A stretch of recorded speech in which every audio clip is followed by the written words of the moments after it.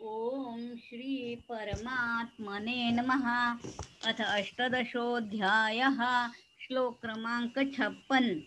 सर्वकर्माणि अपि सदा सर्वकर्माणि अपि सदा सर्वकर्माणि अपि सदा कुर्वन्नो मदवाप्स्या कुर्वन्न मदवाप्स्या कुर्वन्न मदवाश्रयः सर्वकर्माणि अपि सदा कुर्वन्नो मदव्याप्स्यया सर्वकर्माण्यपि सदा कुर्वन्नो मदव्याप्स्यया सर्वकर्माणि अपि सदा कुर्वन्नो मदवाप्स्यया मत्प्रसादाद मत्प्रसादात् अवाप्नोति मत्प्रसादात् अवाप्नोति मत्प्रसादात् अवाप्नोति शाश्वतं पदमव्ययम् शाश्वतं पदमव्ययम् शाश्वतं पदमव्ययम् मत्प्रसादात् अवाप्नोति शाश्वतं पदमव्ययम् मत्प्रसादात् अवाप्नोति शाश्वतं पदमव्ययम्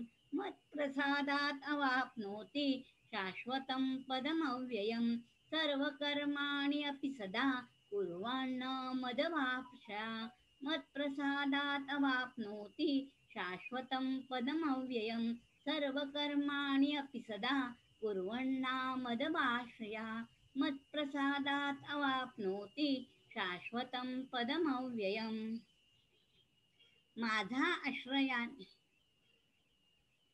माझा आश्रयाने राहणारा कर्मयोगी सर्व कर्मे नेहमी करीत असला तरी माझ्या कृपेने सनातन अविनाशी परमपदाला प्राप्त होतो. ज्ञानयोगासाठी तर भगवंताने सांगितले आहे की त्याने सर्व विषयांचा त्याग करून संयमपूर्वक निरंतर ध्यान परायण राहावे. तेव्हा तो अहंता ममता काम क्रोध इत्यादींचा त्याग करून ब्रह्मपदाला पोहोचतो. परंतु भक्तांसाठी भगवंत म्हणतात तो आपल्या वर्णाश्रमानुसार सर्व विहित कर्म सदा करूनही माझ्या कृपेने परमपदाला प्राप्त होतो.